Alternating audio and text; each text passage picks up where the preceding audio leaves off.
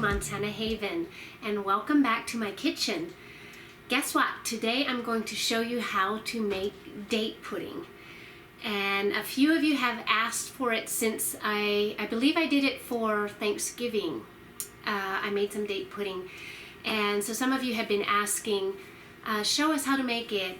You want the recipe. So finally I'm getting the time to do it, and it's just before Valentine's Day, and it's a super good dessert to have for Valentine's Day. It's perfect. So I wanted to get this out to you before Valentine's Day in case you want to make it. So those of you who are new to our channel, my name is Priscilla, my husband's name is Joas, and we have 5 wonderful children. And on this channel we just do a whole bunch of stuff. It's mostly family related, homesteading, it's about our Amish upbringing, and gardening, canning, cooking, and baking. So stay tuned. We would love if you would subscribe down below and even hit that notification bell so that you never miss a video.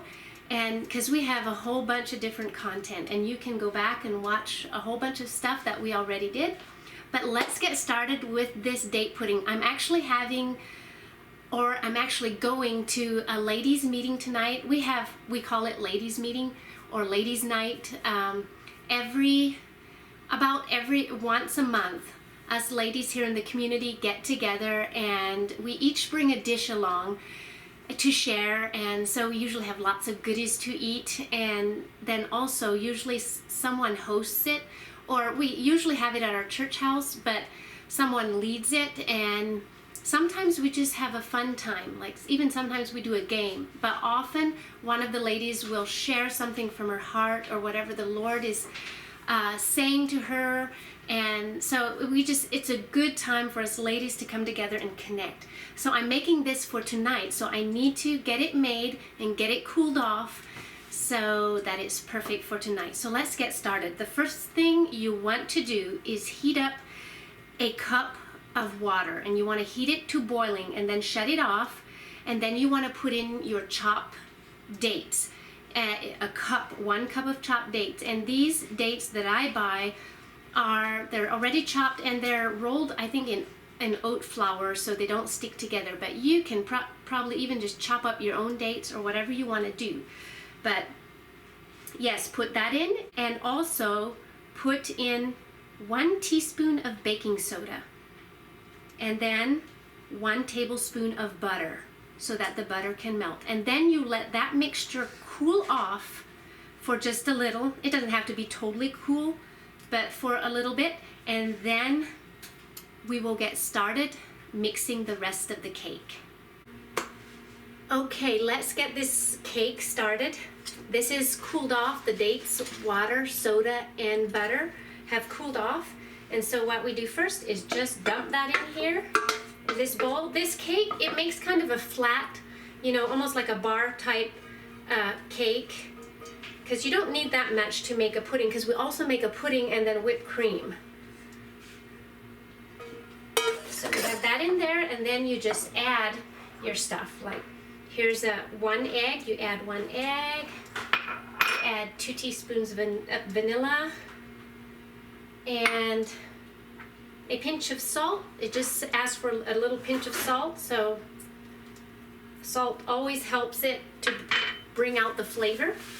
And then it's 1 cup of sugar, and I use my sucanat brown sugar. That is what I use for almost everything that I make, just because it has more of its minerals in it. So you mix that in.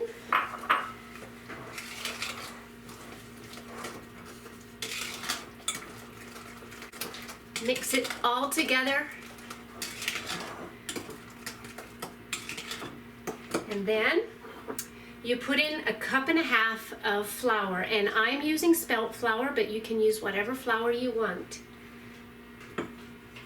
And of course you should have your baker started. Your oven you should have turned to 350 so that it's hot when we put this in.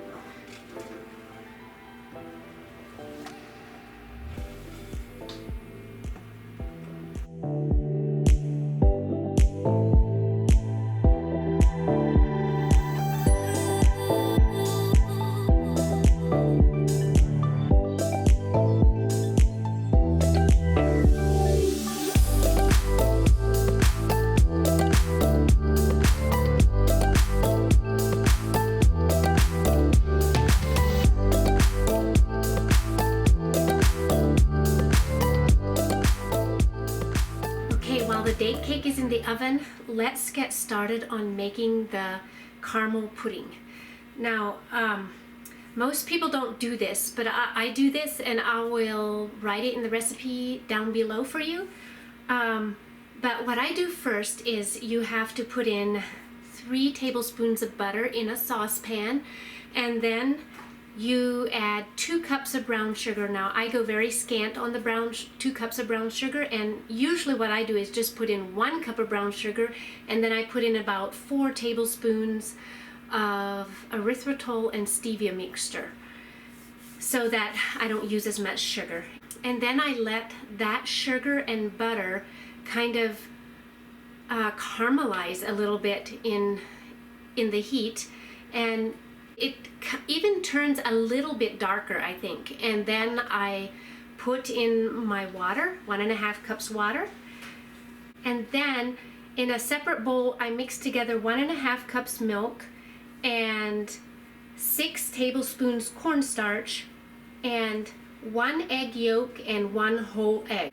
And then when you're done mixing this, put this mixture into the boiling water and sugar mixture, and then let it cook just a little bit until it's thick enough. And after it's thickened, add in a teaspoon of maple flavoring and also a teaspoon of vanilla. That just sets it off for a really good maple and caramel flavor. And then after that, you want to cool off your pudding. Let it cool off. You want everything to be cooled before you put the pudding together.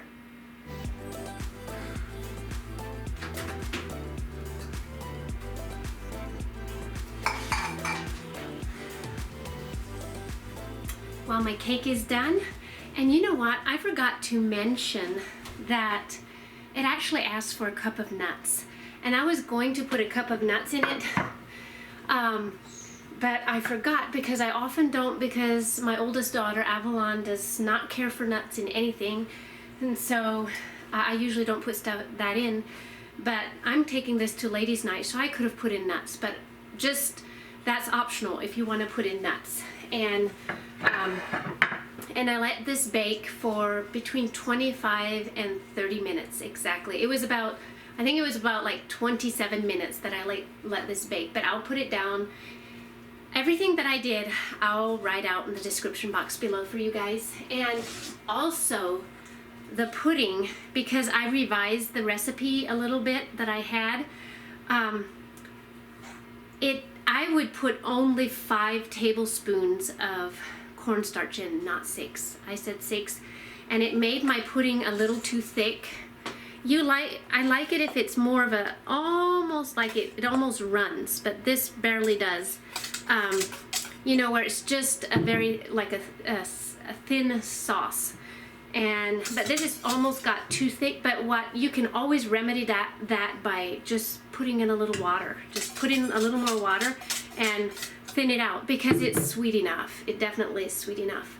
Okay, so I'll let these cool off. I often let this sit in some cold water for a little bit, cool it off, whip it up a little bit, cool it off somewhat, and then I put it in the fridge for the rest of the day. And my cake, I will probably set outside because it's so cold out there, it'll cool off very quickly. Actually, I could do the pudding too. But yeah, I'll get back with you this evening when I assemble it, and I'll have some whipped cream. I usually whip up my own heavy whipping cream, and I always add usually a little bit of maple flavoring and a little bit of vanilla, a pinch of salt, and some sweetener.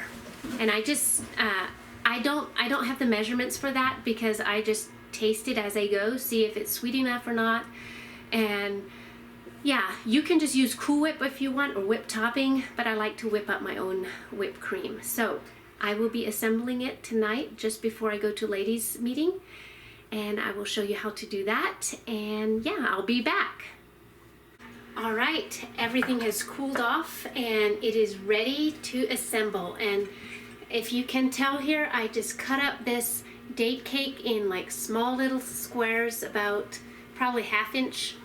Just cut it quickly up, and then I whipped up some whipped cream. I like to add a little bit of maple flavoring to my whipped cream for something like this, for this type of dessert.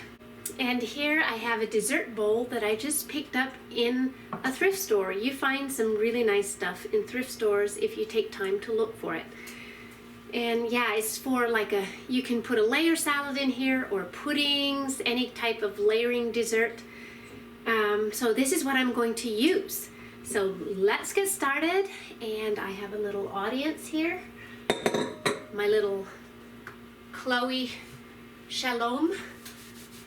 I'm so glad I have her here at home. But I just heard the other children came in just not long ago from school, and they're doing some chores. So first you want to put like a quarter of your cake in. Just sprinkle it in there. Yep, just like that. Just layer the bottom. Make sure the bottom is all covered up. Yeah, now we're gonna do the pudding. Just dump some in.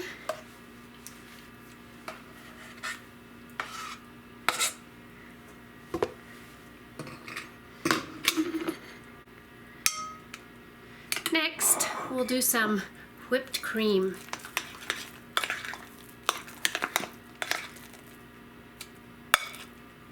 And you just keep layering like that until you're done.